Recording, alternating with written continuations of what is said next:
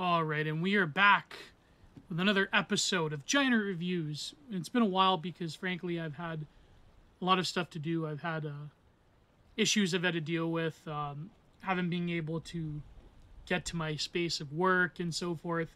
But this week, there's a number of different reviews that I wanted to go through. But this week, I finally am finished reading, and I don't know why.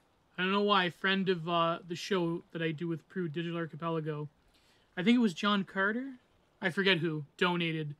But I'm finally done reading the book, The Shunning, by Beverly Lewis.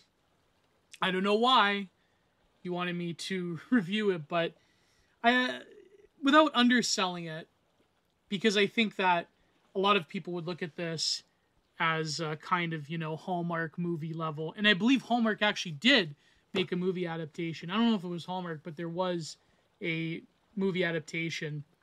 And I believe it's part of a series, The Heritage of Lancaster County. And Beverly Lewis spent a lot of time with Amish people over the years, and she thanks a number of them. Apart from, spoiler alerts, I will summarize most of the book, but I wanted to get into the sociological and cultural issues with the Amish in regards to living in the modern world and what being Amish really means. And it is a very interesting exploration into, granted, somewhat of a, basically somewhat of a kind of routine plot device of misplaced at birth, and there's a particular destiny that's linked to it. But if you have a book review in mind, or especially a film review, my usual fee for films are $100, and for books it really depends on the length and the subject matter. And so if you want to have me review a film, especially a film within reason, it can't be overtly, it can't be corn, if you know what I mean. It has to have some substance. But of course, a lot of people have paid me to review things like I recently reviewed a few months ago, the 2 Legally Blonde films. I know people floated the idea of me reviewing White Chicks. That would be quite interesting. But anyways, my PayPal is below. You can contact me through my email, which is also my Linktree below, or on Twitter, or my Telegram channel. So yeah, let's get into it. So Giantart Reviews, I usually review a lot of texts and films and so forth, but this week I'm reviewing The Shunning by Beverly Lewis, which is about Katie Lapp, who, through a series of events, ends up being adopted by an Amish family. She herself is not Amish, and that theme will come up in the book, and she discovers the fact that she isn't Amish because her adopted parents had a miscarriage, her mother Rebecca, and then they discovered this woman, I believe she was a teenager at the time, who was giving up her child that she just gave birth to, who then of course ends up becoming very rich, that tries to give money and sends letters to Katie. And so essentially it's a story of going from being shunned as an Amish woman, not marrying a pastor, actually she was slotted to marry a man of the same age, Dan, who ends up perishing in a boat accident, supposedly. But that becomes a huge plot twist at the end. So again, spoiler alerts. But we'll get to it at the end. And so she's going to marry, she's about 22 years old. And at that time, especially in Amish culture, that's approaching the wall, more or less. And so it's kind of unheard of for a woman to not be married into her early to mid-20s. And so she's going to marry a much older man, 40 years old, a bishop, who has children of his own, but then his wife, it's never explained, but his wife ends up... And so she's slotted to marry this bishop, and she runs away because... she denies the marriage. She gets shunned from it. So this is just the basic plot, but there's a lot of symbolism that goes into this book that I want to explore. So she ends up getting shunned. And then she wants to find her biological mother, who at this point she knows is rich, and through a series of events discovers her existence, especially because of this shawl, this baby shawl that she finds in a trunk in an attic. And so, of course, her mother is of cancer, her biological mother, and she tries to go and find her, or it's alluded to that she goes at the end of the book to find her biological mother, Kathrine, and her real name is Kathrine Mayfield. And of course, it becomes a whole like Amish to girl boss story. And that's the basic development of the book. But I'm underselling it because in this book, there is quite a lot of symbolism. And there's a quite an honest exploration of a lot of issues with living as an Amish person when you yourself are not genetically, in terms of culture and heritage, Amish. And really does bring up in certain points in the book, if being Amish really is sort of like not just a cultural thing, but even a genetic thing. And as we know, the Amish are deeply related to each other. There's a lot of doctors and specialty universities around Pennsylvania and Ohio, places where there's a huge, even here in Canada, places where there's a large Amish and Mennonite congregations and villages that deal specifically with a lot of genetic disorders that are unique to the Amish. And so there's that issue comes up in the book, but we'll get into it from the start to the finish. Like I said, even if you don't have something specific in mind in terms of me reviewing it, you can support me on Patreon and Substack. Everything from all exclusive episodes of The Cole Report to my flagship podcast, Content Minded, all of the full episodes, hundreds of hours of content. The Cole Report is I at least try to have a weekly discussion on news and discourse and stuff that I don't want to, let's say, besmirch the pure, intellectually, artistically, culturally driven stuff that I talk about on Content Minded. And especially Content Minded, I have a lot of guests. And so if you want to support me, go to patreon.com/Giantart Productions or go to substack.com/Gio's Content Corner. Both starting at $5 a month, but then I have other tiers on Patreon, and support this riveting content to keep the content renaissance alive. But anyways, let's get into the book. I have notes in the margins, and I wanted to read some more pertinent points because I think that the story develops like there could have been some stuff that was cut. There was really a focus on the ambiance of the relations of people in the village that she grew up with, that Katie Lapp grew up with.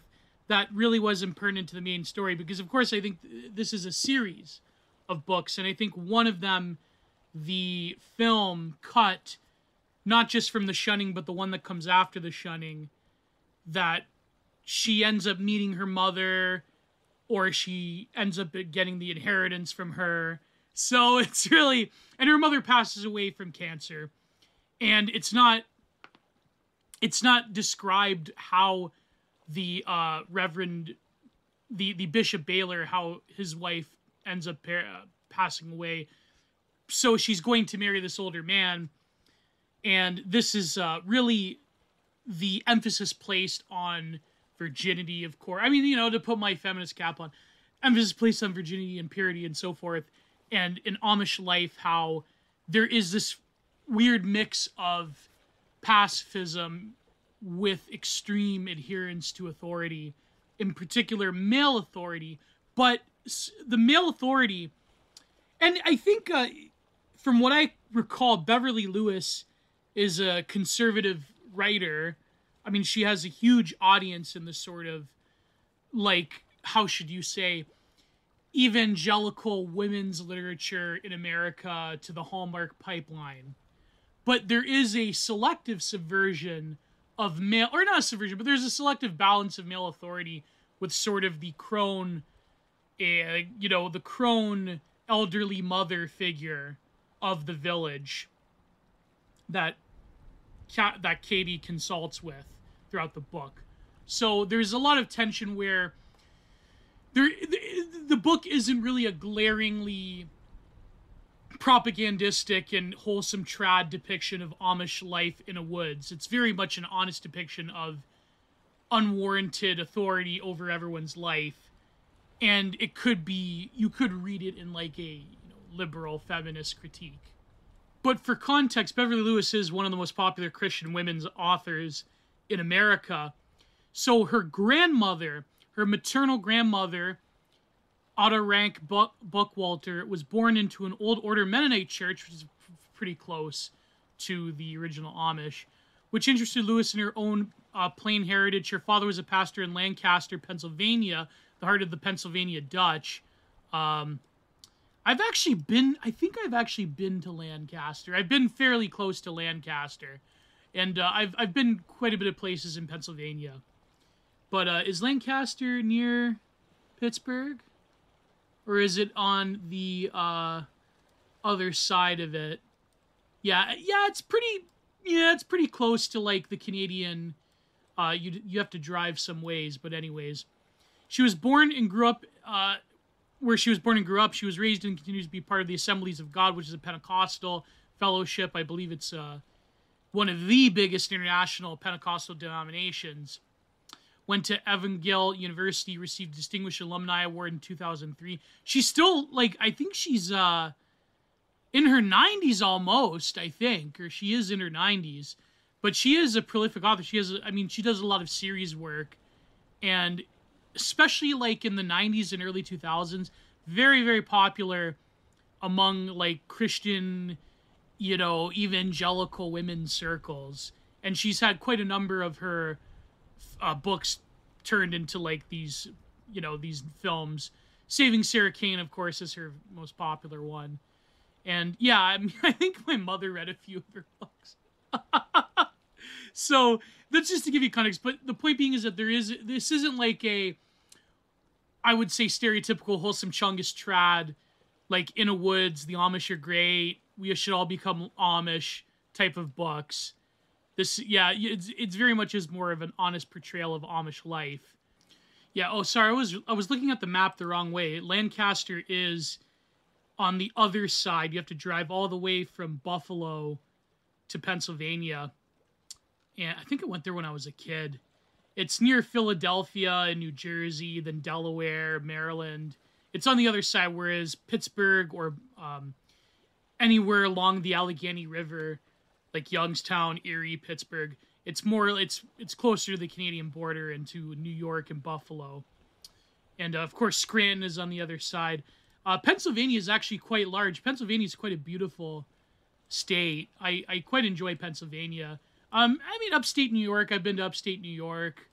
I've yet to go to New York City. Maybe I should invade New York City. I'll go to a party at Sovereign House. Never mind. Let's not talk about Sovereign House while we're doing China reviews. Oh boy, for those of you who actually probably YouTube search the book, and I'll try to cut down on the weird esoteric references to online culture. But anyways, this is from the book, and she's debating about marrying Bishop Baylor. And let me read you some passages. So, I finished stitching up my own. Ben stayed there hovering over me like I was a little child while I put a long dress out of the black trunk, deep blue with a white apron and cape for purity. Of course, everything is plain. Even the wedding dress is plain. The dress was as pretty as an Amish wedding dress could be. And of course, that's, more of a sardonic comment. The way he said it, so then he nodded his head and shoulder in short little jerks. It's because of Daniel Fisher, isn't it? His voice grew softer because Daniel went and got himself drowned. So Daniel was going to marry Katie, and they were the same age. And of course, John Baylor has 5 children. You'll become the stepmother to his 5 young children, and you'll be expected, of course, to have more children. The way he said it, gentle, like maybe want to cry. Maybe he was right. Maybe I was marrying John because Daniel Fisher was not alive. Because there could never be another love for me like Daniel. Still, I was stunned that Ben had brought it up. So, Kathrine has 2 points. Katie Lapp. Her real name is Kathrine Mayfield, but Katie Lapp is her Amish name. There's really 2 points of divergence, and there's 2 points of abjection or alienation. One is that she is not really I mean, not per se really Amish, because she was switched at birth, because her original mother was, I think she was in some sort of bad straits. It was teen pregnancy, but then it's not explained. I think it's explained in the other books how she became rich, or her family was rich, or something like that. But then it is discovered later on in this book, again, spoiler alerts, that her mother saw that Katie's mother, Rebecca, had a miscarriage, and she only had boys up until that point, but it was going to be her only girl. She figures, well, this is a nice Amish family, and she can give my daughter, Kathrine, a life that I can't give her at this present time. And so it's a very tragic, quick adoption story, right? So that's one point. The second point is she was originally meant to marry Daniel, but he ended up drowning. But spoiler alert, at the end of the book, he's actually still alive. So, and this is an important point. The subject was dropped. My brother and everyone else would just have kept their thoughts to themselves about me and the 40-year-old man I was soon to marry. And I know, listen, I don't want to get into the current age discourse of a 23-year-old girl or 22, 23-year-old girl marrying a 40-year-old widower with children, multiple children. I don't want to get into that weighty subject of the age gap discourse. But anyways, I knew well and good that John Baylor had one important thing on his mind. He needed a mama for his children. And I, having been blessed with lavish mother love, was just the person to give it. Respect for a husband, after all, was honorable. In time, perhaps something more would come out of our union, John's and mine, perhaps even love. Perhaps even love. So you can see that she already feels like she's not at home. She's not really a part of the community. But now you add this on top. On top of that, you add this other obligation of, well, you know, I know it's a marriage of convenience, more or less. But maybe one day you'll grow into loving him. I could only hope and pray that my Dan had gone to his eternal reward, and someday I would find worthy to join him there. So you're marrying this older man, then his kids become infatuated with her, but you're still longing for the man that you should have married.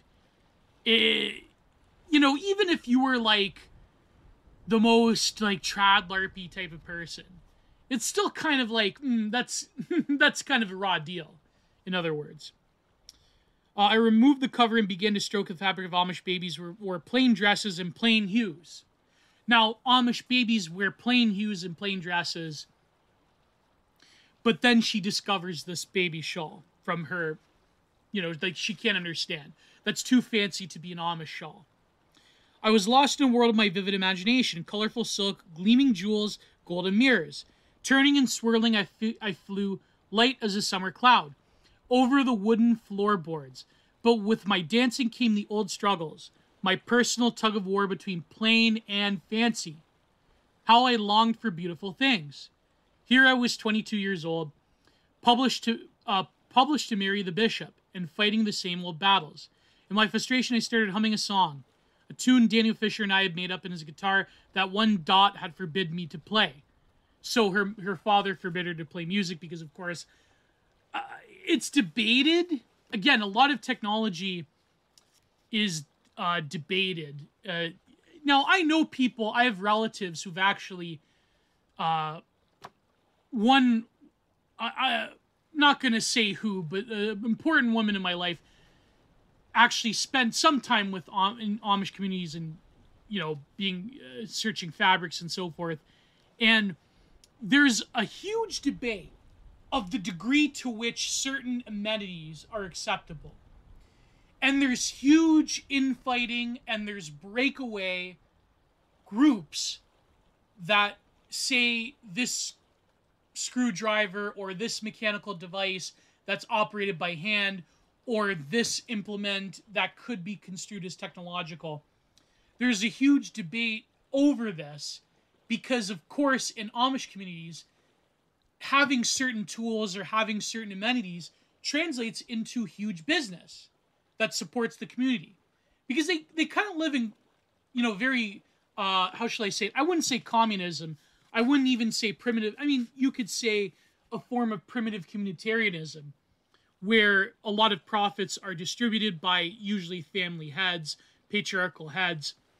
But there's huge debates that actually translate into a lot of infighting and a lot of breakaway communities, because it translates into business. Because, of course, the Amish furniture and textile businesses, they are incredibly sought after. They are a lot of money. A lot of the products, whether it be foodstuffs, textiles, furniture especially, other products that the Amish have made, they are incredibly sought after because of their quality, because of their simplicity. I remember years and years ago, my father bought a table set, a dining room table set from a Mennonite community. And Mennonites, they can have a little bit of technology here and there. And yeah, it's still sturdy and going strong, but of course very pricey, because you know that they're being handcrafted with the highest quality and the highest, how shall I say, autistic levels of perfection. And so there ends up becoming breakaway communities to accept certain things. And a lot of the more hardcore ones, they will not tolerate music. Music is seen as another perversion of what they call the English. They call everybody who is not Amish English. And there's a lot of complex, both historical and their interpretation of biblical hermeneutics when it comes to calling everybody English. And a lot of the rebellious nature of the Amish, from especially in the Pennsylvania Dutch. There's a long history there of why they call every outsider, they call them English. But they're very willing to sell to the outside world, and so then there's a lot of this infighting that goes on. But in this particular sect that Beverly Lewis is writing about, music is not tolerated. A guitar is seen as a decadent instrument, if you will. Anything that is not church hymns is not tolerated. So here you have her, Katie Lapp's frustration with things that are modern, things that are elegant, things that are fancy, things that are aesthetic, as opposed to things being forcibly plain. And this becomes a main contention and a main metaphor for her identity crisis throughout the book, where there's plain versus fancy, utilitarian versus ornamental, and this is over and over and over again. And I believe it I don't know if it's very clear in the book, but I know in the film there's a scene where, I shouldn't say it. In the book, she manages to hide her guitar that Daniel gave her, but then I think in the movie her father smashes her guitar, Kurt Cobain, The Who style. So, and there was the problem of music.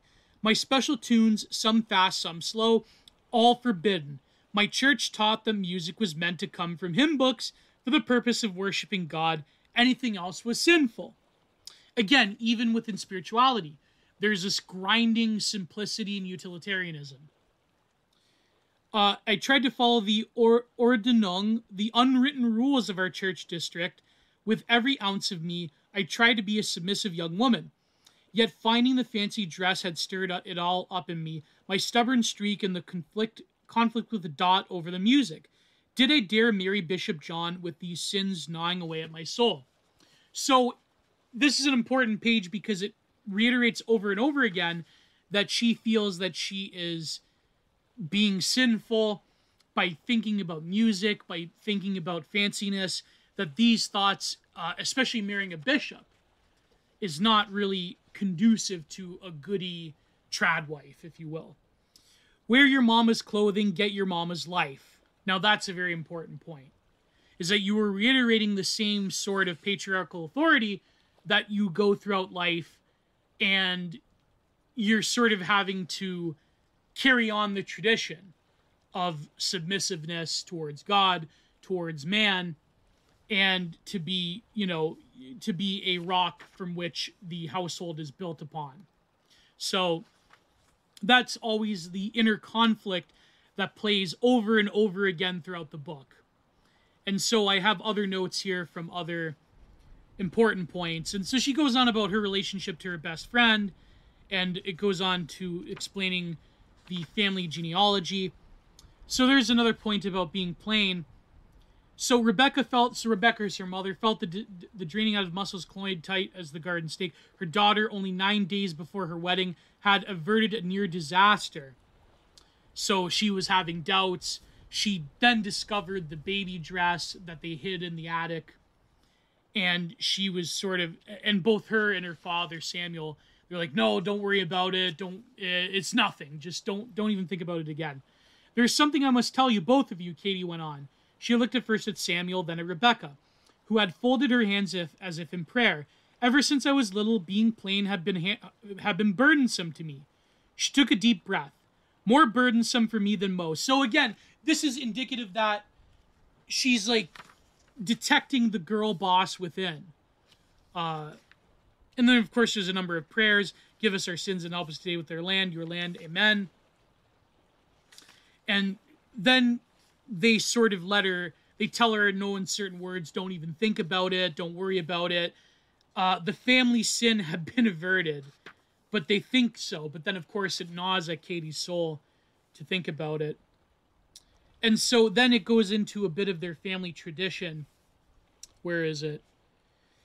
It was a good thing to nurture young lives into the fold, didn't the good book say? Children are a heritage of the Lord, and the fruit of the womb is his reward. Children brought joy and laughter into the home and helped turn work into play, and there was plenty of work in the Amish household, she thought with a low chuckle.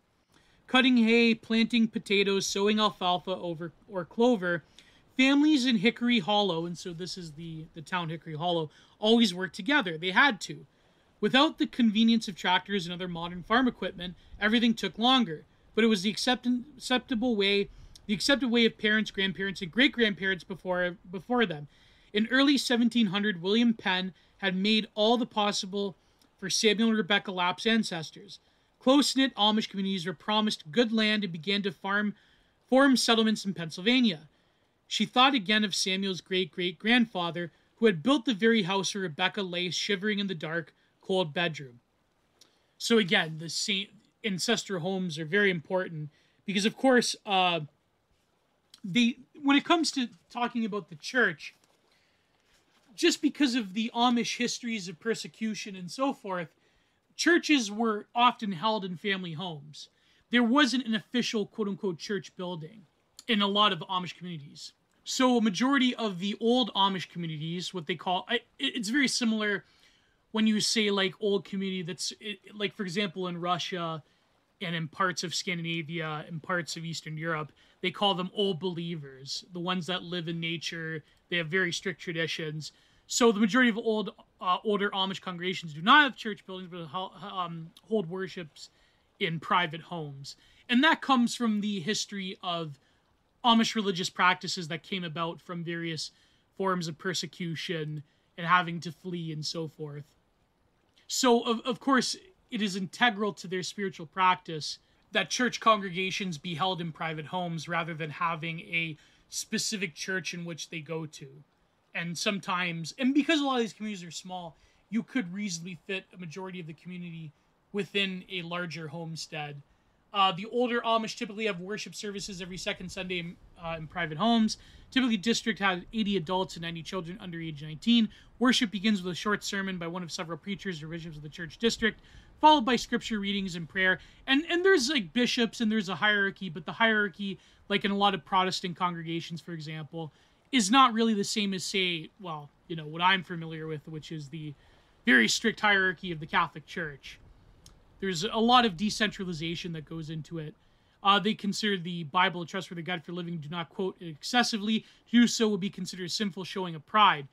So unlike a lot of other sola scriptura practices, there's not a lot of direct quotes. I mean, you do see direct quotes throughout this book, but it's not like a point of a lot of hermeneutics and debate and so forth. I mean, there is debate, but it's considered excessive to like directly quote the Bible all the time. Both out of concern for the effective absence from the family life and to minimize contact with outsiders, many older Amish prefer to work at home. Increasing prices of farmland and decreasing revenues for low-tech farming have forced many Amish to work away from the farm, particularly in construction and manufacturing, And in those areas where there is a significant tourist trade, to engage in shop work and craft for profit.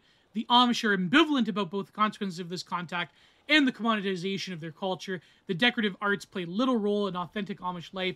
Their prized Amish quilts are a genuine cultural inheritance, unlike hex signs, and are in fact regarded with suspicion as a field where egotism and display of vanity can easily develop.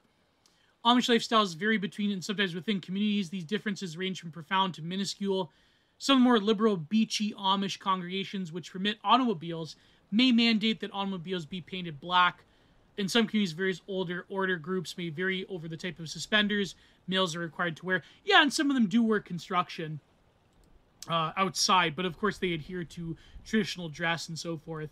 And there's a lot of services of people that actually drive the Amish, because it's like they can go in an automobile, but they can't like really drive or participate in the maintenance of them. So there is a lot of services, for example, when in Pennsylvania, where you'll like drive Amish, like a lot of Amish women to go shopping for various goods in in larger villages or cities or whatever. So it says here that the churches, there is no churches. The Amish do not have church buildings. They hold church service in their homes, usually larger barns or basements that rotate among the homes throughout the year, coming to each household about once a year, depending on the number of households in the district. Religious services reflect the simplicity and plainness of Amish life. There are no altars, candles, organs, stained glass windows, choirs, or pulpits. Children sit with their parents during a long service. Youth, separated by gender, sit in a special section of the congregation.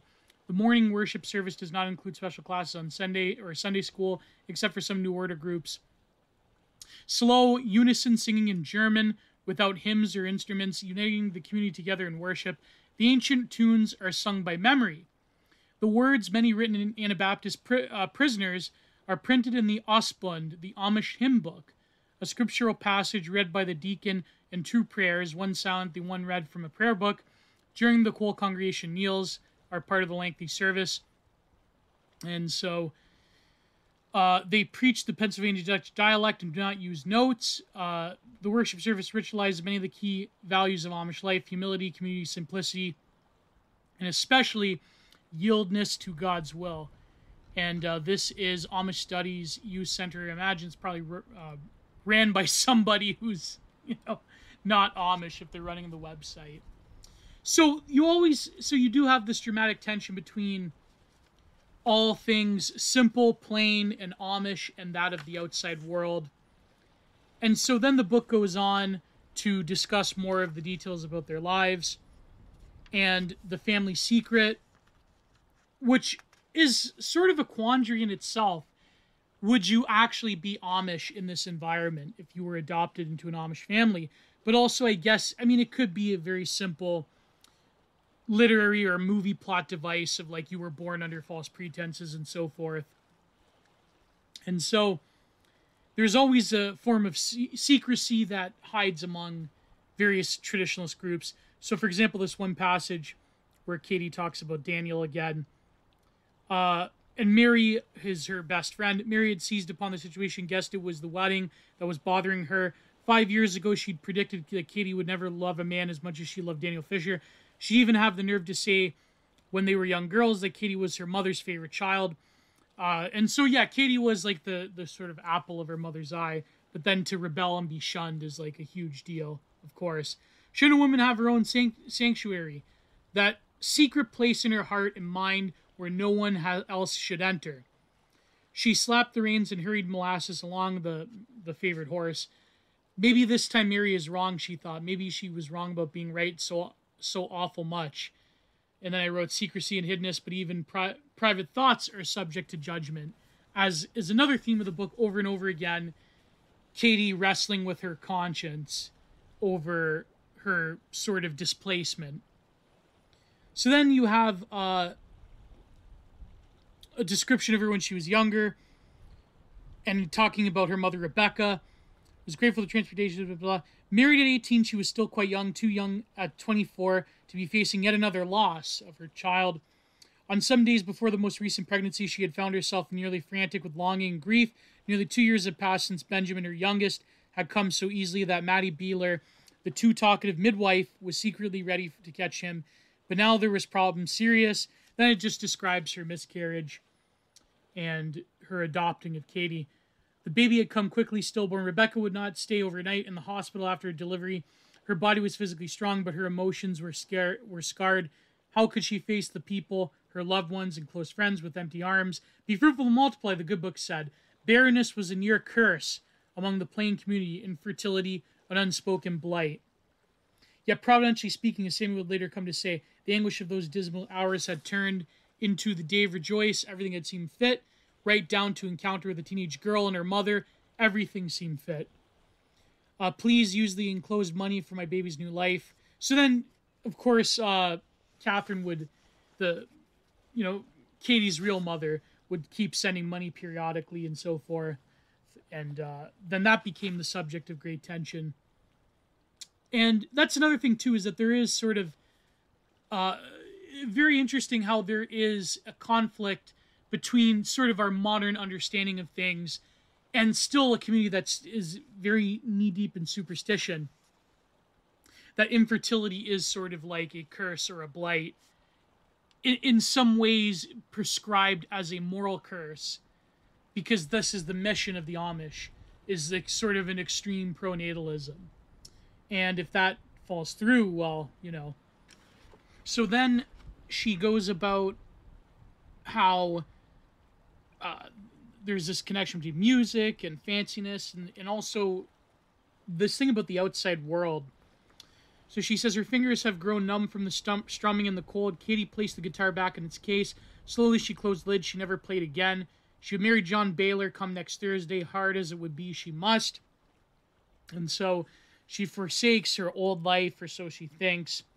There's also other minor events. For example, Ella May, the sister of Rebecca, she sort of snakes her. Or, she's a sister-in-law that snakes her, that tells the town of her gossip that she's, that Katie Lapp is actually Kathrine Mayfield, not an actual born Lapp.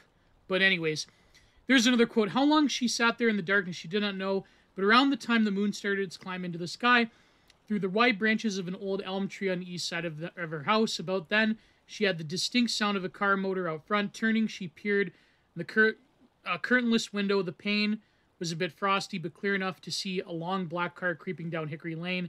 The closer it came, the better she could make out it from its bumper and chrome-trimmed door. And so this is the first appearance of Katie's real mother, or sending message that she's about to pass. And she misses Katie by, I think they were doing something else. And the message arrives throughout the town. Katie says, I'm living the plain life the best I can. Katie stopped herself before adding, without Dan. Then her best friend Mary says, you're angry, though. Mary seemed able to read her heart. You don't really like being Amish, but you're stuck. And so this is alluding to her best friend, even, Mary, what's her last name? Stolfus. Yeah, Mary Stolfus, her best friend, even alludes to it, that, there's something wrong here, that you don't really fit in. So the middle of the book is kind of uneventful up until you get to the pages where it's good writing. Then there's other parts like, how dare you dispute God's elect. But if you get up to the part where she actually reneges on her wedding, she becomes a runaway bride. His son, little Jacob's words rang in her memory. God's supposed to be right. God made Bishop that way. Then, of course, she refuses to marry him, and this is what leads to the shunning. So she was on thin ice to begin with, being sort of not married yet and being kind of rebellious. But the tag on the dress, on the baby's shawl, that was fancy was, of course, Kathrine Mayfield. And I want to get to the part where she talks to the old woman. Sorry, I'm confused. The other one was Rebecca's stepsister. Ella May is the old wise woman, the sort of matriarchal crone figure. And then, so now we're at the part where Katie leaves the wedding. The Ordnung, the Shunning, can't save us, Katie. He'd say with a serious look in his eye. Our forefathers weren't educating the scripture. They didn't study the Bible so they could teach it to people. They made rules for the old order to follow, man-made rules. Katie heard about the 4 elderly bishops back in 1809 who would issue a ruling about excommunicating members who failed to obey the Ordnung, the order, the law. You could say the nomos of their society. But she was in love, and whatever Dan chose to believe about her, about their Swiss ancestors, was fine with her. She wasn't going to argue with him. Besides, he'd probably have gotten himself invited to a Mennonite Bible study or prayer meeting somewhere. So yeah, so Dan, she's recalling Dan actually reading scripture and going to a Mennonite Bible study, which was a no-no. And he's sort of rebellious that way, saying that the old order is actually a fiction. And so there you go, right off the bat, there's a sort of iconoclasm that is indicative of the life path of Katie as a whole. Then to skip ahead, Katie cringed, minding the Shunning was a frightful thing. The word itself stirred powerful emotions among the people. Feelings of rejection, abandonment, fear. She remembered her mommy Essie telling about a man who had been shunned for using tractor power. None of the people could so much as speak to him or eat with him, lest they be shunned too. It's like a redacting in the family, Essie had told her, and Katie, only a youngster at the time, had been sorry for the outcast man and his family, but it wasn't until she met his little daughter, Annie Mae, during a spelling bee at their own one-room school, that Katie understood the depth of sadness involved. No one knew what to say to Annie Mae. Annie Mae. Maybe if I have a daughter one day, I'll name her Annie Mae. You know, anime, get it? That's kind of, you know. They either said nothing at all or were... I'm not that much of a weeb. I wouldn't do that. I don't know. I'd probably, if I had a daughter, I'd name her something like... I don't know, kind of like verbose. I don't know, like trying to trad LARPy, like Persephone or something like that. I don't know. They either said nothing at all or were extra nice. As if they're... What am I talking about? I'm Italian. My daughter's name will probably be like Mary or something like that. Could someone make up for her father's pain?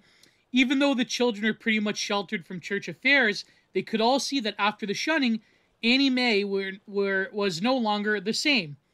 It was as if she'd been stripped bare, robbed of something precious. Katie had even been fearful that unless Annie Mae's father submitted to a kneeling confession and pleaded for forgiveness, his little girl might suffer for the rest of her life. Along with all the other children in the Hickory Hollow Church District, Katie had been taught never to deviate the slightest from the Ordnung. Once you begin to stray, you're on your way out the church door.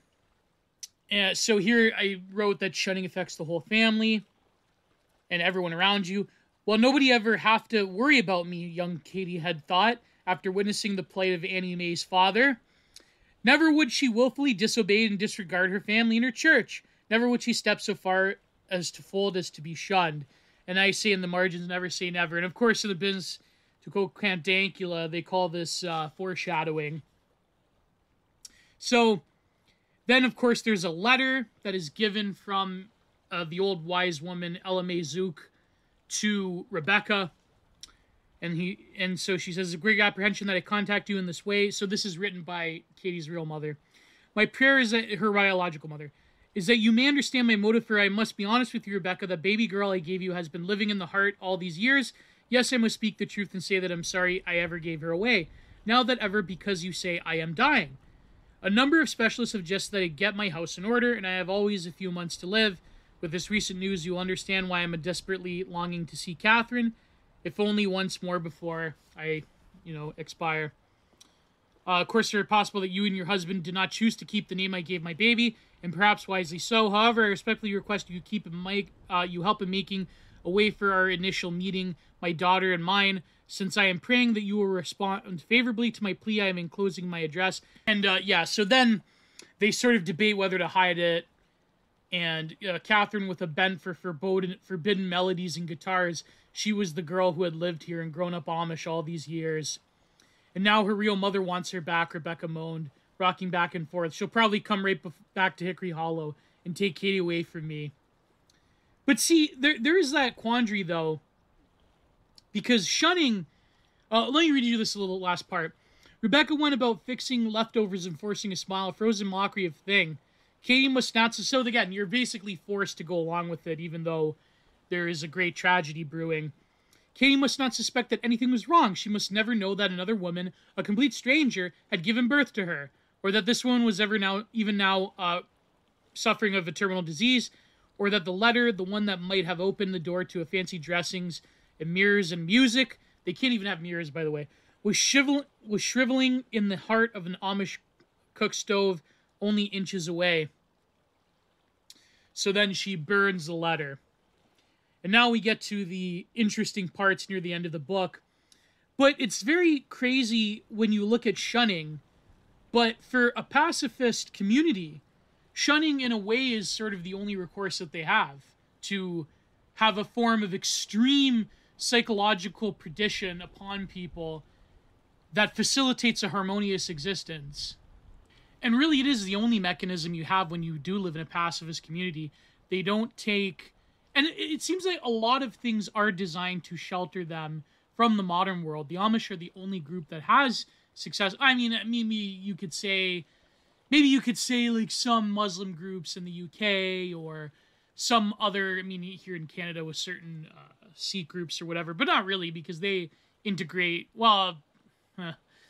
integration's a funny word, but in terms of using technology or, I've even seen some Sikhs do like a selective, I'm going to talk about that in the core report. They do like selective leftism because to defend their own interests of mass immigration. But anyways, the Amish are really the only successful group or one of the few successful groups in the modern world that have managed to actually live a very Luddite, trad, in a woods lifestyle apart from some cult or from some crazy new age group or some people that are like still 60s true believers that still live in compounds and in communes. Very few, by the way. But the Amish seem to be demographically one of the biggest ones.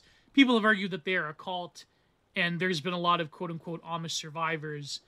I shouldn't say quote-unquote. There is a lot of genuine stuff, very nefarious stuff, that goes on in Amish communities without the watchful eye of the government or the outside world. And there's been a lot of cases of various types of assay and other things, for YouTube purposes I can't name. But that's not to say all of them are like this. But shunning is a mechanism by which you take the worst fear of your life, and that is pretty much the only social punishment from a community that doesn't accept military service, cannot by definition use any form of violence. They also don't take any social security or government assistance apart from seeing various healthcare specialists and so forth. So they have a very powerful mutual aid system in place for the elderly, especially. All of their elderly are taken care of by the family or other people. And so you do have a integration of the whole of Amish society together. But shunning is a mechanism. It is the only mechanism by which a lot of severe things can be punished and order can be established. It very much is the most prolific fear that you have as an Amish person. And there's examples even here of just utter pettiness. And it's almost like when you're a child and you fall out with some kid or like a group of people, they like don't talk to you or you look away, or it's very petty type of childish stuff. But really, that is, when it's the only mechanism of social integrity, then it will go to the absurdity of even like childish pettiness. There's an example where Katie is trying to visit with her family. She has to sit in a corner in a little table on her own when they eat.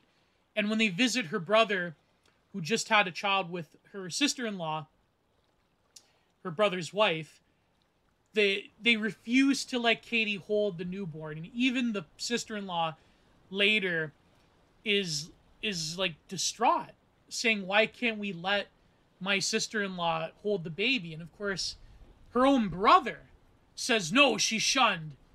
Basically, it's very reminiscent. I remember, if anyone remembers this show, but it was one of the best shows ever. It was on Cinemax. and it had before he became famous with the Stupid Boys show that I've never watched an episode of. It looks so ridiculous. But what's his name? Anthony Starr played Sheriff Lucas Hood in the show Banshee. And one of the best actors, I think, he did such an amazing job, was Ulrich Thomas. Is that his name, Ulrich Thomas? That played Kai Proctor. And Kai Proctor was sort of like a mafia boss millionaire that ran a bunch of crooked construction companies and other businesses, and had the sadistic psycho helper henchman called Burton. And so he was like running this town of Banshee. And he was an Amish, and he was shunned by his own family. And there was this one scene where his niece, Rebecca, she was, let's say, running around the town and sleeping with a bunch of men, including Sheriff Hood. And he goes back to the Amish community to confront his family, to confront his brother-in-law. And then his father shows up. And there's this amazing scene. You can find it on YouTube if you search Banshee Amish. An amazing scene. And then his father comes and says, Kai, get out of here. Then he goes up to him, his own father. He goes, what do you think when you see me? What do you feel? He goes, my son is dead. I mourned him long ago. You are a criminal. I suggest you get off. And he goes, or what? He's like, you're only here because I allow it. And if you're only here because I allow it, not God, your dead son. And it's like, it's a great scene. It's a great scene. But it really shows that even Kai Proctor, this millionaire, corrupt, businessman, mafia boss, totally untouchable in this town, that even he's this like hurt little boy that wants his father's approval. And it was so great. It was a great scene in terms of acting. I highly recommend the show in general. I mean, the show was kind of ridiculous a little bit in terms of the computer program that runs the world and a lot of the like ultra violence. I will say though about the violence in Banshee is that there was a bit of gun fu here and there, but unlike a lot of the other shows in the 2000s, in the 2010s, it wasn't like over the top. It was one of the only shows I've seen that does a lot of like visceral bodily contact type of violence. There's always like fight scenes, and of course there's always X scenes every episode. And it is kind of ridiculous because you do have like Native American groups that are basically run like a mafia.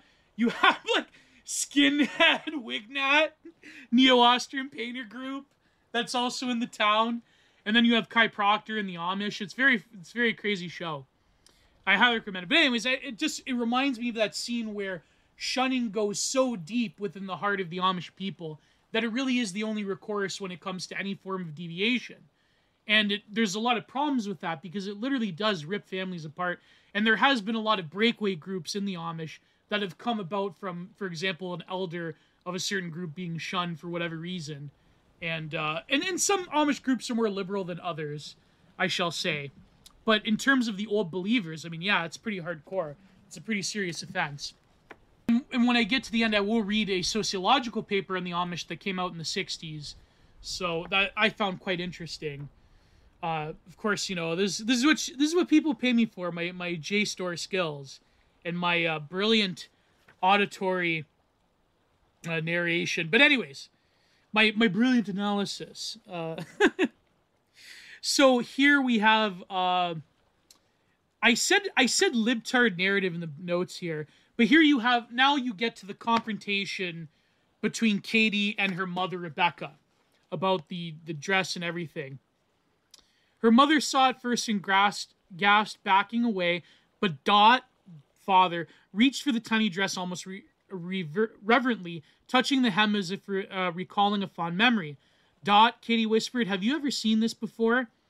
Oh, and here you go. This is where things go right downhill. It goes right... Oh my God. Rebecca now positioned herself in such ways that she was standing guard over the dress. She spun around, eyes glazed. It's best you don't know.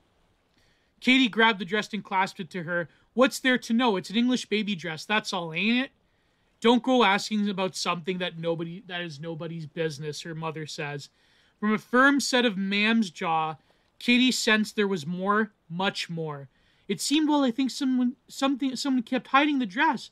First in the attic, and now that's enough foolish talk. Foolish, Katie studied Mam's face, knowing full well she was treading on thin ice. Maybe you're hiding something from me, isn't it? Your ma'am deserves respect, daughter. And so here you go, is the whole like patriarchal thing. And here what I wrote, this is like liberal narrative. Still, the thought that her mother had been somewhat deceitful was the most troublesome of all. Katie felt the old rebellion rise up in her.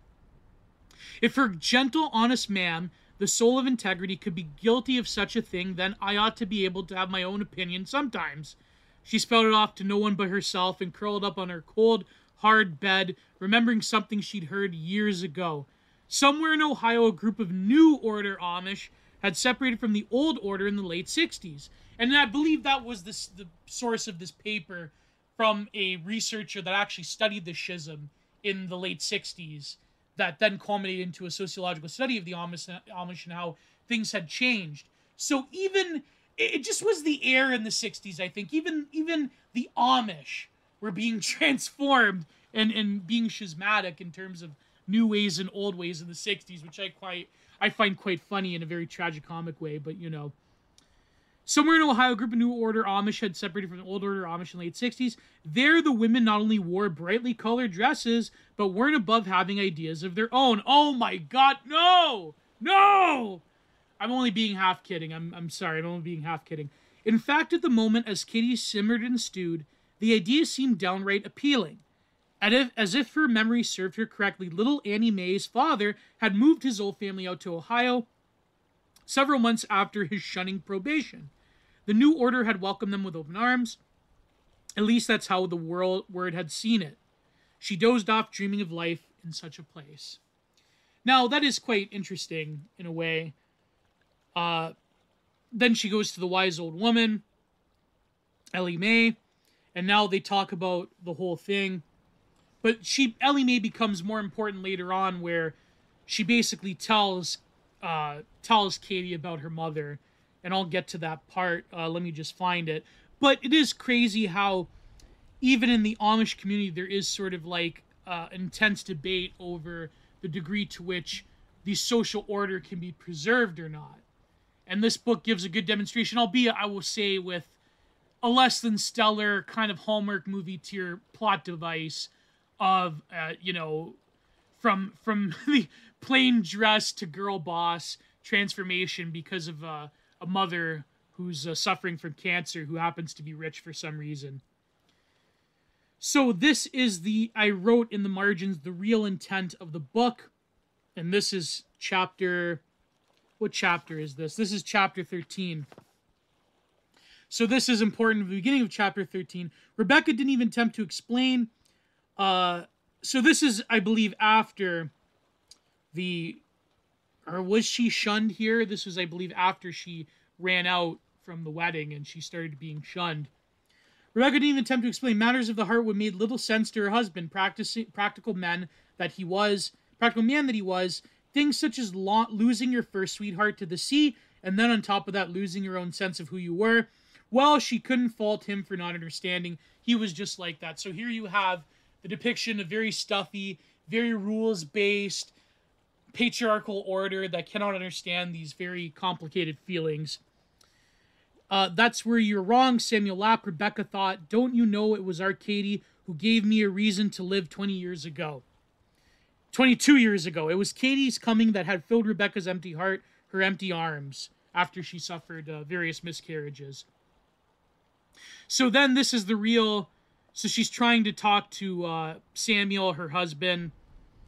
So then their eyes locked and held for one chilling moment. Rebecca felt her daughter's incredible pain. So this is after shunning. She could see in Katie's eyes the reality of what growing up Amish had done to the girl. How it had changed her entire life.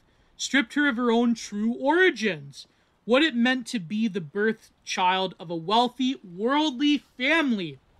Never having been told of your real roots. Yet knowing it is in your bones as sure as you were alive. So this poses a very interesting question.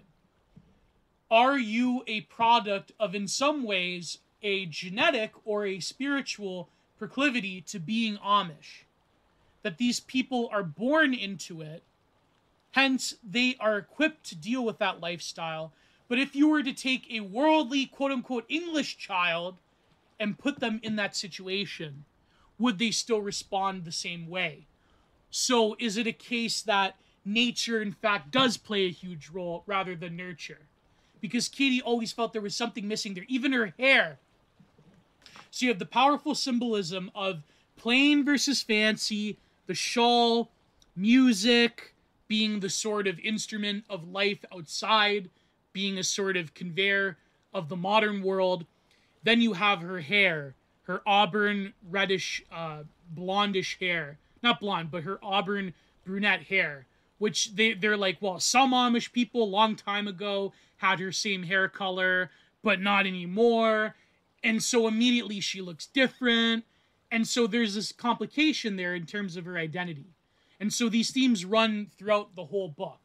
So let me get to the end when all the things come together and it denotes the sort of matriarchal authority that is a counter authority to the patriarchal order of the men, what is represented by LMA. And so from what I recall, in a lot of Amish communities, women, or older women I should say, do play an important role and do administer a lot of the different functions of life within Amish communities. And actually they do have a modicum of power.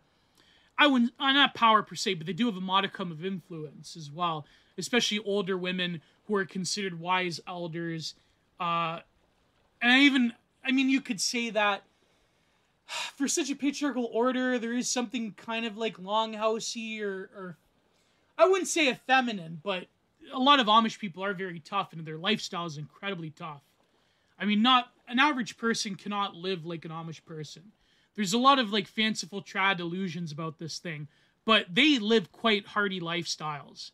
They, there's not a lot of, if any, luxuries or amenities, even their clothing being so plain and rough. Their lifestyles are equally, if not more so, rough. And it's just a very brute-like primitive existence that a lot of the sort of flowery picture of people that go to a lot of tourist traps in places like Pennsylvania, Ohio, certain outskirts of New York State, that have a lot of Amish people that cater to the outside world, a lot of Mennonites that sell wares and have restaurants and so forth. The flowery picture that's presented to people is not the reality of actually living like an Amish person, right? So that's a pretty basic thing, but it's worth mentioning. So then she says, and this is the dramatic part, Katie stepped back to admire herself, inching away from the mirror to grasp her full reflection. So this is when she goes on her horse to the nearest town to get a dress to then try to create this plan of actually going to New York to find her mother, her biological mother. There was no Katie. This had been Kathrine. But even while reveling in the moment, she was feeling robbed, cheated of the years when she'd been deprived of her rightful heritage. Would she ever be able to wear the rich, vibrant colors of the English without having to do so in secret? What kind of woman would allow herself to bring a child into the world without nurturing that life? Her joy tainted, Katie stepped out of the flimsy dress and retrieved her own clothes. Someday I'll wear a dress like this one in public. Sorry, the filmy dress. She promised herself, someday I will. So, being robbed of your true heritage. So there is an implication that being Amish is sort of like an inborn, even genetic thing. And so then on the next page, the page over, I wrote here, crossing the Rubicon. Since the day I was born, said over her shoulder as she reached for the doorknob. Suddenly she felt uneasy, fearful that she had stepped into forbidden territory, a place she could only lead to betrayal. Elam called after her, shunning against the church, sitting against the church is no laughing matter. Sitting against God, you must try and stay in Jesus. And then on the page over, she says, "This is now she's confronted by her father. Don't you have any respect for all for God's laws? Not to mention the poor bishop's feelings tonight, without a wife to warm his bed or a mom for his children." He ran out for minutes that seemed like hours. While at her side, tiny gasps of emotion escaped Rebecca's lips. And now she's fully shunned. And then I wrote, she didn't think the bishop would be angry.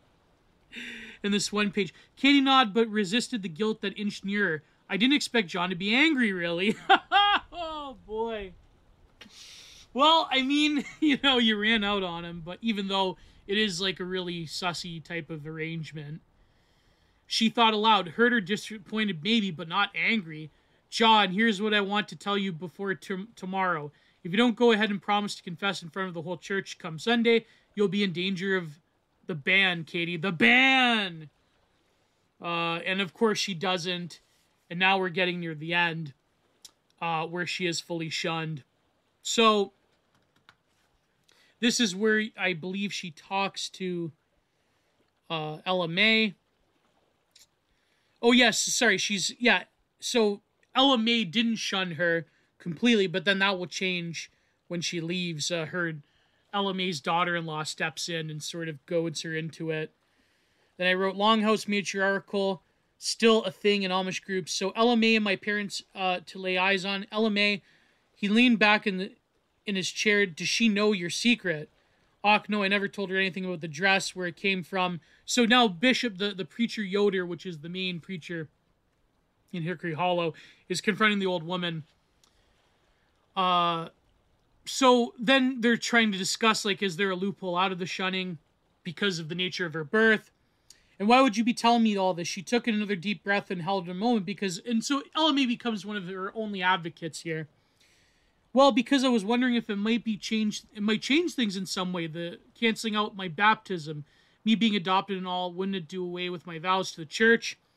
So this is where Katie's talking to Bishop Yoder with Ella May. She paused, waiting for her, but questions were followed by silence. She spoke again. Don't you see I was tricked, preacher? I was who I thought I was back then. The old man pushed up his glasses and peered through them critically, as though he'd never hear such strange talk. The promise you made to God and the church will stand forever, whether you call yourself Kathrine or something else altogether. His eyes tunneled into her. Forever and always you'll be held accountable to the church for the way you walk, the life you lead before God, and if you choose not to confess come Sunday, you'll be in danger of the ban at the meeting of the membership. And then she, we all know how that turns out, so then she's shunned. And this is where her family is then shunning her. Katie listened limp with disbelief. The swiftness with which the discipline had been issued left her reeling. The punishment is suitable for all those who have surrendered themselves to the Lord, he explained, then quoted Ezekiel, chapter 33, verse 9. Nevertheless, if thou warn the wicked of his way to turn from it, if he does not turn from his way, he shall die in iniquity. Die in iniquity is said over and over again. I nearly married this cruel man, she thought with disdain. How could I have considered such a thing? So even John Beeler, the bishop, denounced her. I denounce, you denounce. And now she's fully shunned. And of course she has to eat on a small table. She can't even see her newborn niece. And they turn away from her. Her own friend can't even talk to her. But then I think her friend Mary eventually does talk to her. So she goes to her friend's room at nighttime alone. And so now she's talking to Ella May, the wise woman. Katie's beginning to worry. Was her great aunt's mind truly falling apart? She wasn't making sense. While Bishop and Preacher Yoder are only doing what they believe is best for both of us now, Katie spoke. Is dot Aldbrach the old way, the way we've always done things here in the Hollow? Startled at her words, Katie realized that she had just said what she had just said. Had she spoken out of habit, defending the people that way, or was she beginning to believe that she deserved the temporary ban? Was the weight of guilt beginning to press in on her? Was this how the Mindling ultimately worked to bring sinners to repentance? Ella May sat straight up, releasing Katie's hand. No, I ain't talking about your predicament with the church. Just now, you're paying for your sin. That's true, and you'll probably be confessing here sooner or later. We all do. A body can't go around forever without communing with friends. She paused to catch her breath. No, what I'm talking about is the far different. Something to do with eternity, where one life ends and another begins. So here you have this transition point. So even the old woman recognizes, well, you weren't born Amish, really.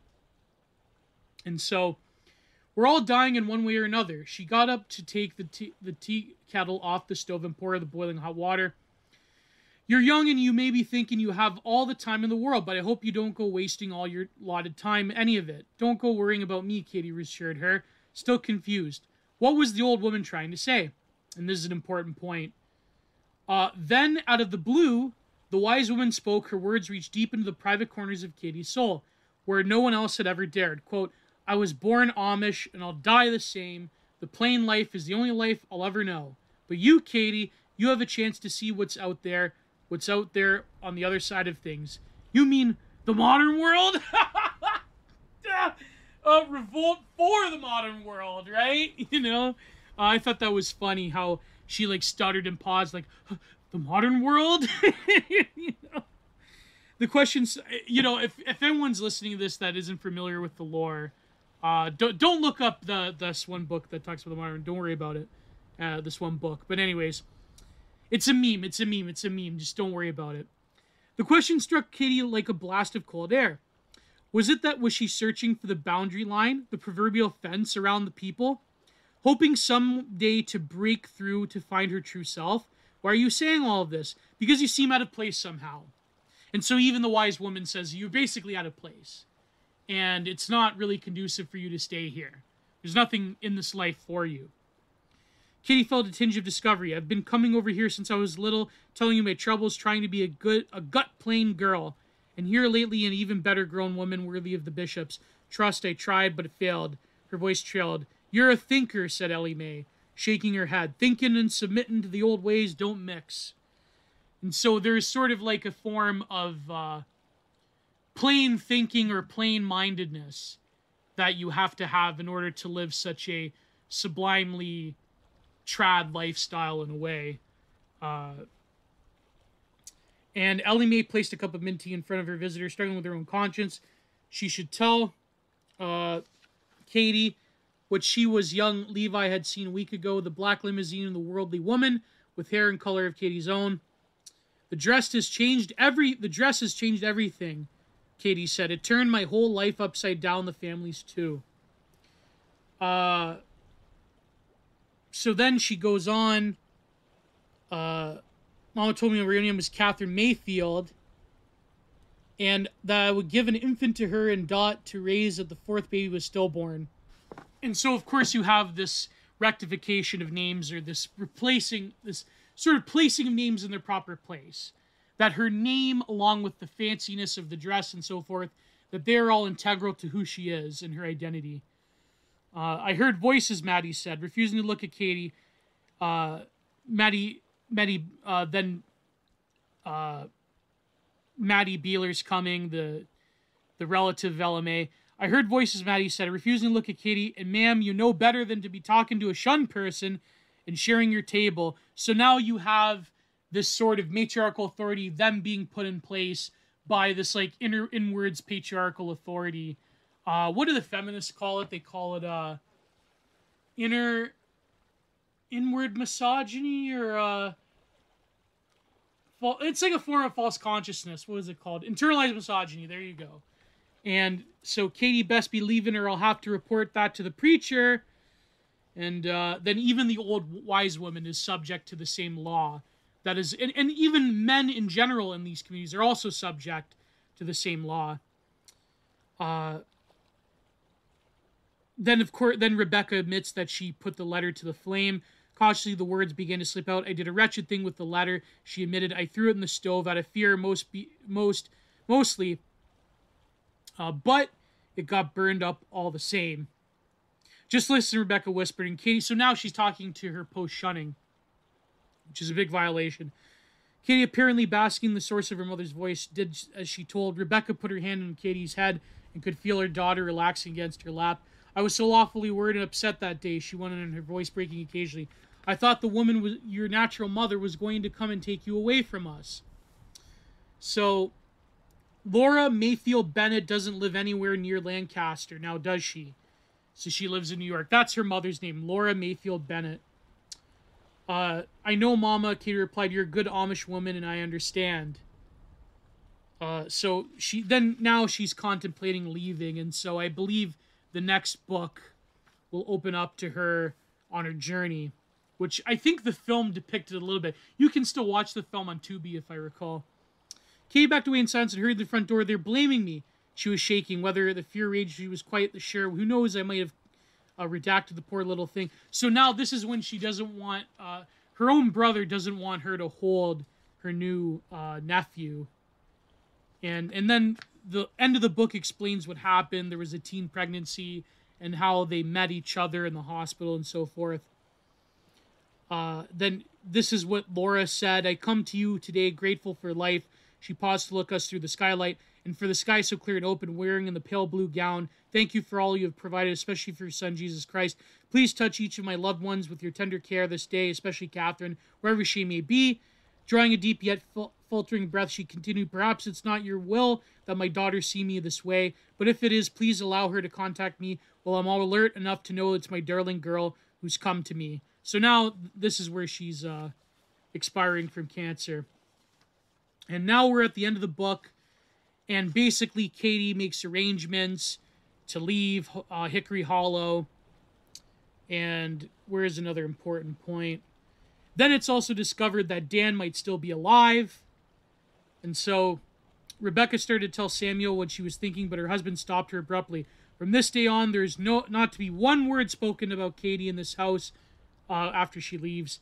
We will not be speaking her name. So Katie, her plan is to go to a Mennonite cousin who doesn't live as primitively, and then from there find a way to use her inheritance or use her her gift money for her birthday to find her mother in New York. Startled and hurt, Rebecca jerked her head down. Her hands flew up over her eyes, hiding the quick tears. It was then she felt Samuel's warm hand on her arm. His hand remained there long after she regained her composure, and because of it, she felt comforted. So even Samuel, who has the job of inflicting the patriarchal law, even he is pressed by it emotionally. So they're all under the gaze, if you will, of this nomos, of the law of the Amish. So then she opened up the envelope and pulled out the letter written. So then Katie left. And so here's a letter she found. My dear Annie, for 7 years now, I have wanted to contact you secretly. I trust the letter has not startled you unduly. So this is the sister of Daniel. I'm sitting down, maybe you should be, because you see I, your brother Daniel, am alive. So that's a big shocker at the end, which will lead to the next book. And here we have the end. Now we discover that Daniel's alive. Now she's off to find her original mother. And this is how the book ends. And then, of course, we have the epilogue. How swiftly my life has changed, though I suspect things in Hollow plod along. Same as always. Tongues are forever wagging these days, but all I really know is hearsay. Talk is cheap. Rumor has it that Ma'am has stopped her storytelling. My heart is awful pained over what must surely be what she should surely be going through. Still, I don't know how I could have stayed on. Not with the minding and all. I'd have become a yoke around my family's neck. Eventually, the people would have ousted me anyways, bidding a sorrowful farewell to my only hope. They say Mary Stolfus' uncle, her father's youngest brother, is interested in moving out to Indiana somewhere, most likely to look for a little farmland, her best friend. One thing is for sure and for certain, I am free now. No more orndung hanging over my head, no more bishop telling me how to dress, how to pin up my bun, how not to sing or hum, but freedoms come with a terribly high price, leaving my family and turning my back on one life I've ever known. Honestly, sometimes I have to reassure myself, and it's all those times I stop and pray, oh God, help me of good courage. Still, I remember the shunning. And if the truth be known, I realize it's a grievous blessing, a springboard to freedom, freedom to experience what the dear wise woman could only begin to imagine, meaning Ella May, who never saw life outside of Hickory Hollow. Freedom to search and hopefully find my roots. Yet more than any of that, I have been cut loose to discover who I truly am and what I was meant to be. And for the part of me that is Kathryn Mayfield, it is a wonderfully good thing. So I wrote at the end, Girl Boss Odyssey. So yes, now that's the end of the book, and there's always a curse and a blessing when it comes to it. So the shunning has actually freed her to find out who she is as a proper quote-unquote English woman of the modern world. And but also this terrible price of family life being lost and being a sort of nomad. So it's funny how when you try to integrate people that have little contact, or rather purposefully eschew contact with the modern world, there's always an incredible danger, because you're taking a different species, a different fauna, and you're placing them outside of their context. And there's a terrible price to pay of families that are ripped apart by shunning and by people leaving and so forth. And it's there's a lot of things with Mormons as well. There's, of course, the horror stories with Scientology, although to not as much of a extent as like a trad lifestyle or whatever. But there's always a very fascinating fissure that comes about with one psyche when you are not exactly of that world, but the modern world sort of takes you up and puts you into a wheat thresher and chews you out and spits you out. Sorry, chews you up and spits you out. And it really doesn't occur to us because this is what we know. But if you came from a completely different context, then perhaps you would feel the effects of like, okay, I've gained this freedom, but at what cost? I can't go back. I can find out who I truly am, and then I can benefit from the riches of that. But there still is this great incongruity between the two, and that can never be healed in a way. So now finally we have a study on the Amish people by J.A. Hostler, Persistence in Changing Patterns to Amish Society in Ethnology, issue 2, volume 3, from 1964. And it says, calling out the study of human society finds explicit development moral postulates and human intuitions, which Milankowski calls character or charter. The charter is the system of values for the pursuit which human beings organize. It is, quote, an organized system of purposeful activities. In Amish society, behavior is orientated to absolute values, including a conscious belief in religious and ethnic ends entirely for their own sake and independent of any external rewards. The orientation to where rationality or absolute values,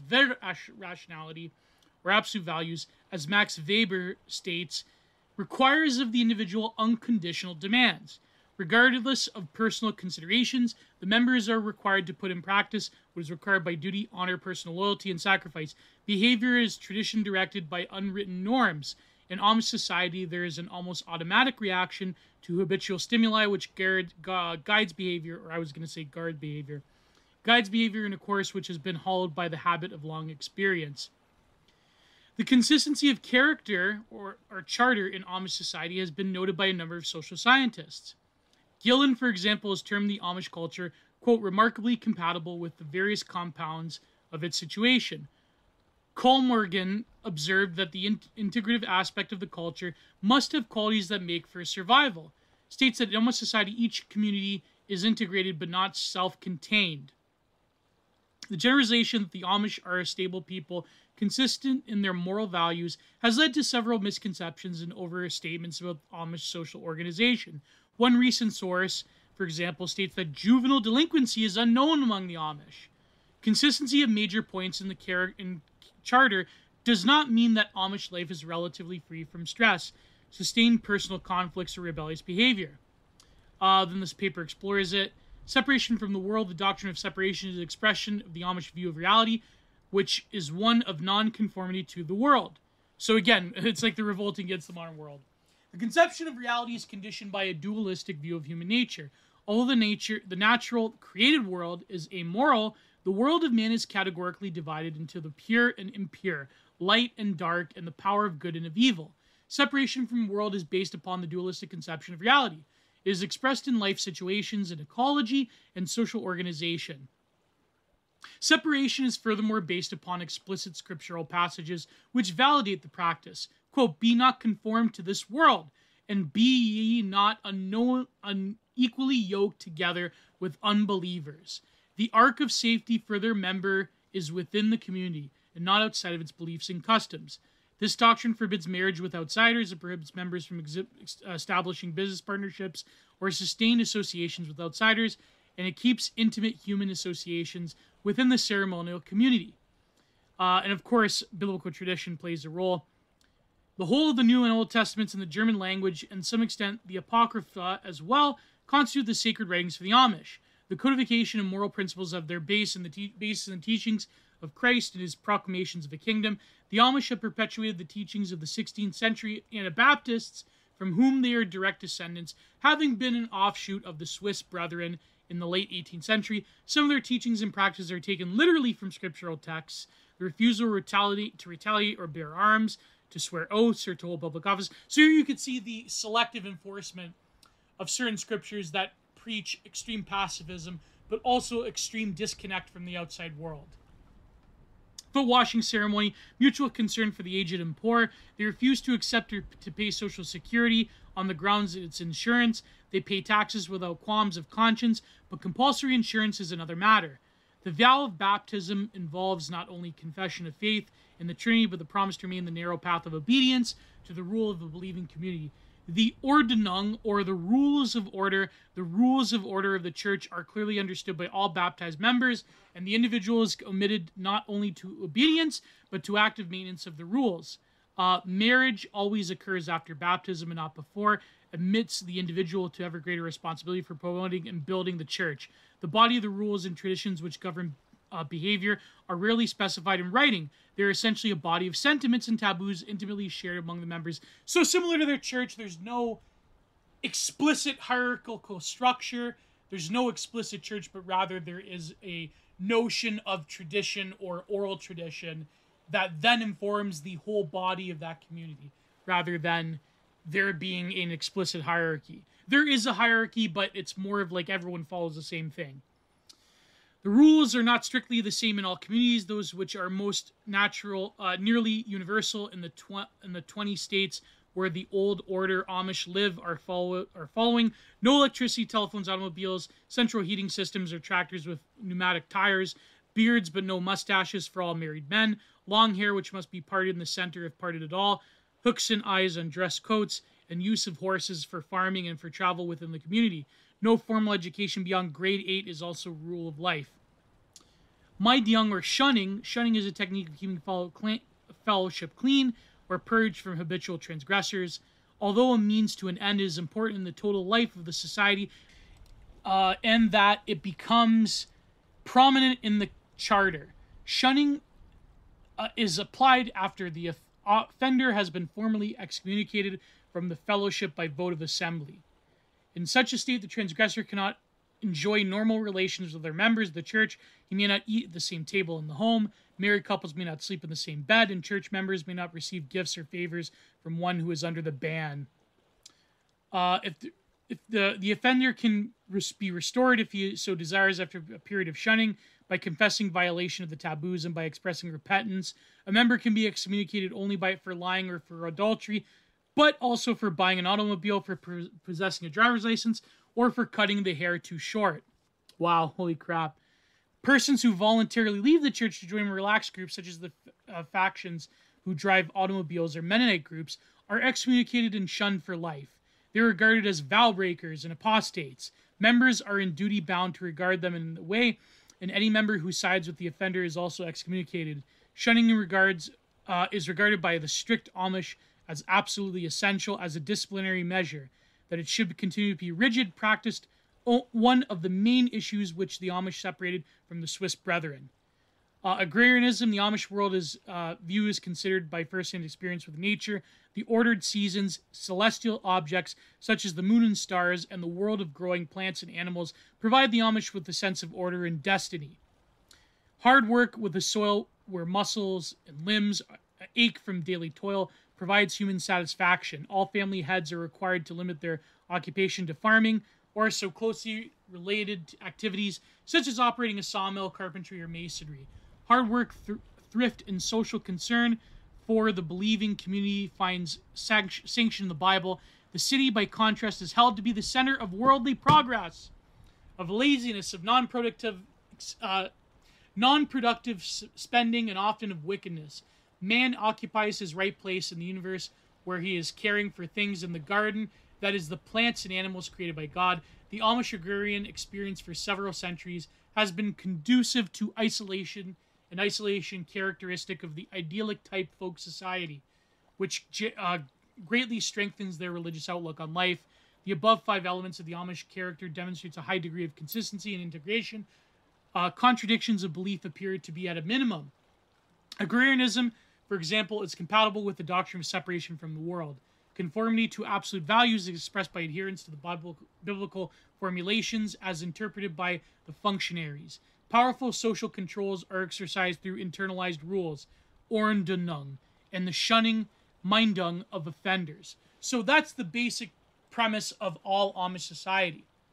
Now you could read the rest of the paper to get more in depth on the specificities of Amish life, but let me just read the conclusion. The Amish character embodies elements which tend to be consistent with each other, but consistency does not assume conformity. Amish life is not free from personal stress and sustained conflict. The experience related above case materials reveal problems of thwarted motivations and problems of socialization common to marginalized persons or marginal persons. The role of agent of change within Amish society and of acculturation agents outside the society gives rise in multiple ways to meaningful personal contexts in larger American society. Alterations of behavior patterns occur, forcing reevaluation of the charter. Unless the charter is reinterpreted, inconsistencies develop between doctrine and practice, and these may lead to anomie, fragmentation, demoralization, and of course, it has a whole section on, from the 60s onwards, these like rife cases of Amish sunsetting, if you know what I mean. The Amish response to change, especially when it threatens the charter, characteristically takes the form of fragmentation and division over what appears to the outside world as hair-splitting issues. Divisions are rarely peaceful as a result of deliberations. Instead, the relations between different ceremonial groups are commonly characterized by Mindung or an animosity. Some settlements have as many as 5 different kinds of Amish, with different symbolic behavior systems whose practice ritual avoidance in relation to all each other. These subsystems function as to prevent further change. Each group expels in marginal persons and control marriage and intergroup associations. That also leads to different problems, if you know what I mean, when it comes to marrying in very small communities.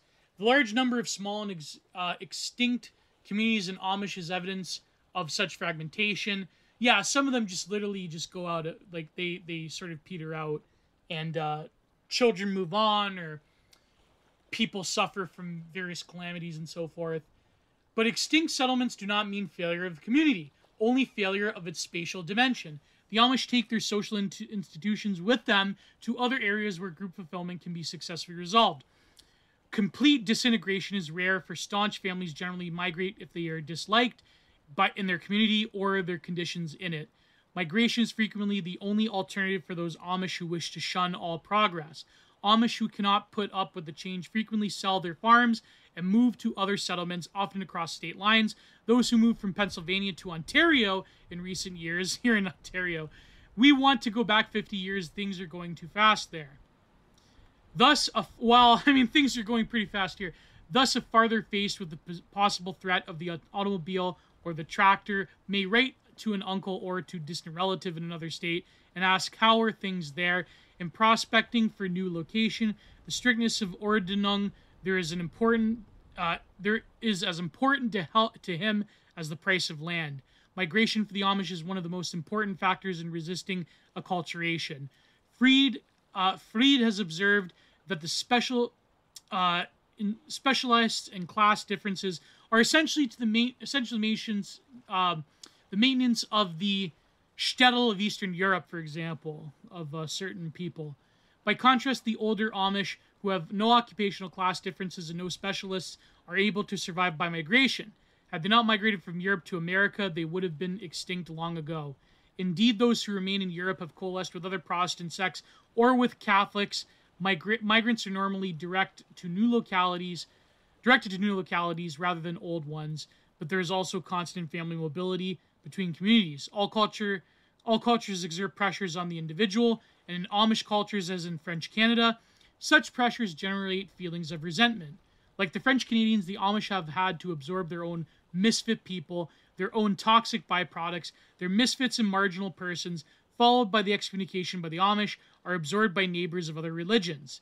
Discontent finds expression in a variety of complaints, and rowdyism has exceeded institutionalized boundaries and become a serious problem. Marginal personalities have emerged among individuals who have identified themselves with the dominant outgroup, but have encouraged relatives impermeable barriers. So again, it's very hard to police them when there is this sort of impermeable barrier that can only be solved by shunning, isolation, and really the practices are, it's a very tight thread in Amish communities because there is decentralization, there is no explicit hierarchy at least, but you have to maintain a social order that is both strictly traditional and egalitarian, which is very tenuous. Especially if like people want to create some kind of like new age cult or new religious movement or crypto rational whatever, pro-natalist, blah blah blah. There's a lot of people that attempt to take the tools of a community like the Amish without the actual strict adherence. And this is why they usually fail. But what's very interesting is their emphasis on agrarianism as well, because they do have a traditionalist and like an eco-friendly lifestyle, and they do have an ecological consciousness that isn't explicitly left-wing in this, you know, in the sense that we know as the environmental movement. But they do have an awareness of the fact that the only reason you can sustain such a forced, primitive, ecologically aware agrarian society is through their strict adherence to religion. There's been a lot of like anarcho-primitivist communities, there's been a lot of like new age groups and communes that they all fall apart for some reason or another, because again, you're still dealing with like rootless moderns who are compelled by ideology rather than a strict adherence to a principle that you're born into, and that you have to face the realities of living in these isolated communities, more or less. And so it's very interesting how their extreme religious practices go in tandem with an ecological awareness and an agrarianism. And that's an emphasis on working and dwelling within the earth, that the earth is the ultimate maintainer of being close to the seasons, of being closer to God, of being closer to a religious awareness of life, rather than the trappings of the modern world, which is what they think is endless distraction, endless idleness. Now, there's a lot of idleness in the modern world, but there's a lot of complexity in the modern world that also provides a sort of endless rat race and trapping.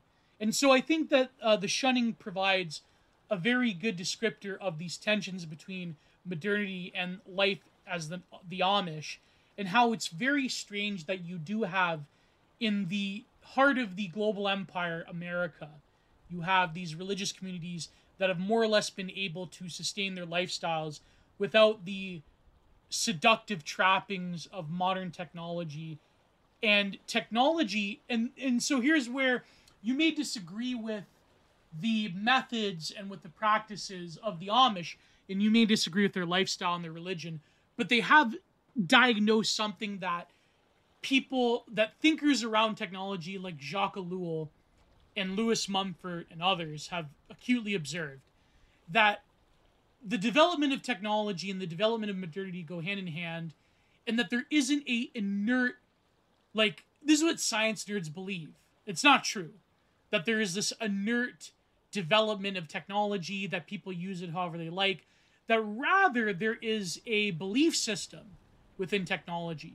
There is a fundamental change in behavior and belief and ideology that even comes with the development of technology.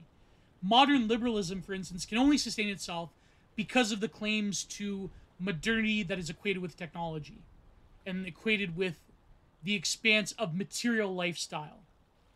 Whereas the Amish have acutely observed that, and they are correct about that there isn't a wholly objective development of the modern world, that even touching something like the automobile or television will fundamentally change you. Now, you can say their response to it is bonkers and can only exist within a tradition that's been there for a long time and exists because of, kind of like Mormons, by the way. although they're less extreme, in that they have a complex of extreme decentralized religious practice that comes from persecution. But they themselves have to adhere to it in mechanisms of shunning. That is the only recourse to people that don't have any other recourse. And so you do have this sort of, and a lot of people, a lot of like, very people that love the modern world, they're like, oh, that's terrible. And they're indoctrinated and so forth. But really, that is their way of life. And that is their way of escape. And that is their way of dealing with the massive consequences that comes about from being still a part of the modern world. So even within America, you have these like drop zones of people that resign themselves to a way of life that is totally alien to us. So I thought the book was all right. I mean, it was turned into a Hallmark movie, and Beverly Lewis does, pump them out. But I think like this review was an elaborate troll to begin with. But I found some substance in it. So if you want, again, like I say, if you want to support me, go to patreon.com/Productions or substack.com/Gio's Content Corner. If you want a review of a film, a book will be more pricier because of the time allotment. But if you want me to review a film, within reason, of course, then, my nominal fee and PayPal in the bio and all that great stuff. So this has been another episode of Gen Reviews. So as I always say, God bless, goodbye, too sweet.